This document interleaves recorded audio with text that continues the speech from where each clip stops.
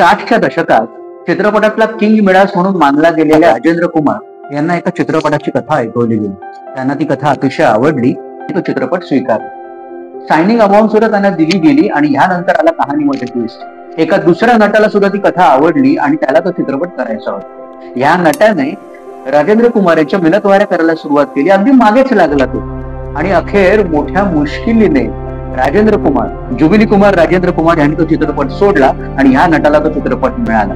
या नटाने तो चित्रपट केला आणि चित्रपट सुपरहिट झाला. तो चित्रपट म्हणजे अर्थातच ब्रह्मचारी. आणि ज्या नटाने तो चित्रपट केला तो नट म्हणजे प्रिन्स चार्मिंग अर्थात शम्मी कपूर. पण असं काय घडलं की राजेंद्र कुमार यांनी सायनिंग अमाऊंट घेऊन स्वीकारलेला चित्रपट त्यांना सोडावा लागला आणि शम्मी कपूर यांनी तो चित्रपट केला. ऐकूया आजच्या भागात ब्रह्मचारी या चित्रपटाविषयी. मी समर्थ म्हात्रे आपलं स्वागत करतोय आपलं लाडकं चॅनल अक्षय पात्रमध्ये. तर मंडळी, ब्रह्मचारी चित्रपटाविषयी आपण बोलतो. झालं असं होतं की ह्या चित्रपटाची कथा ही सर्वप्रथम शम्मी कपूर यांनाच ऐकवली गेली होती. त्यांना ती कथा आवडली होती, पण तरी त्यांनी चित्रपटाचे दिग्दर्शक भप्पी सोनी यांना असं सांगितलं की मला काही दिवस द्या, मी विचार करून सांगेन की मी हा चित्रपट करणार आहे की नाही. त्यानुसार भप्पी सोनी काही काळ थांबले देखील, परंतु मधल्या काळात असं झालं की शम्मी कपूर यांच्याकडून काहीच प्रतिसाद आला नाही.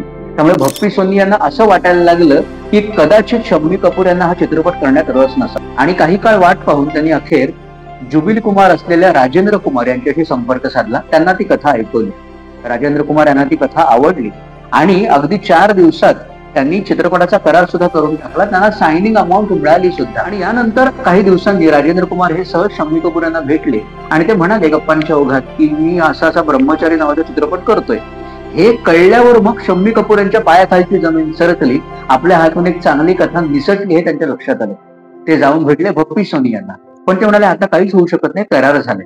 मग शम्मी कपूर जाऊन भेटले चित्रपटाचे निर्माते जी.पी. सिप्पी यांना, पण तेही तेच म्हणाले आता करार झालाय, आम्ही राजेंद्र कुमार यांना सायनिंग अमाऊंट दिलेली आहे, आता करायचं काय. शम्मी कपूर यांनी ठरवलं हा चित्रपट मीच करणार. ते जाऊन भेटले राजेंद्र कुमार यांना आणि राजेंद्र कुमार यांच्या त्यांनी खूप मिनतवाऱ्या केल्या.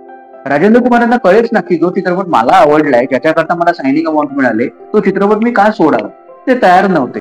पण अखेर शम्मी कपूर यांनी आपला हुकमाचा एक्का वापरला.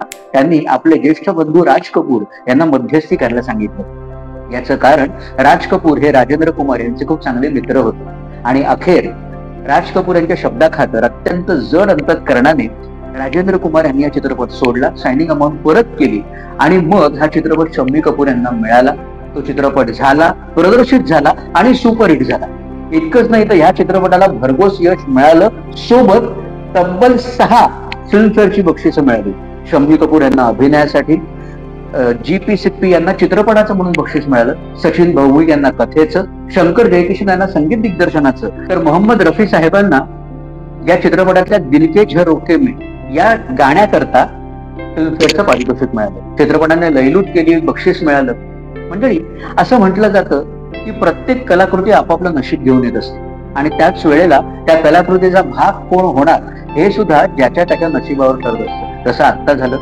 पण शम्मी कपूर साहेबांच्या बाबतीत हे काही पहिल्यांदा घडलं नव्हतं. या आधी सुद्धा असं घडलं होतं की त्यांनी दुसऱ्या कोणाचा पिक्चर केला होता. किंबहुना त्यांच्या कारकिर्दीला कलाटणी देणारा, त्यांच्या कारकिर्दीतला पहिला सुपरहिट चित्रपट जो त्यांनी केला तो मुळात एक दुसरा अभिनेता करणार होता, पण त्या अभिनेत्याने तो चित्रपट नाकारला आणि मग शम्मी कपूर यांना चित्रपट मिळाला. एवढंच नाही तर त्या नटाने नंतर काही काळानंतर सोडलेला दुसरा एक चित्रपट सुद्धा शम्मी कपूर यांना मिळाला आणि तोही सुपरहिट झाला.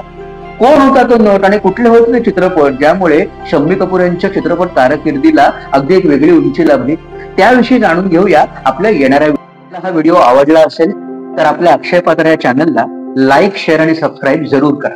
आणि आपल्याला कुठल्या चित्रपटांविषयी ऐकायला आवडेल, आपल्या प्रतिक्रिया काय हे आम्हाला कमेंट बॉक्समध्ये जरूर कळवा. धन्यवाद.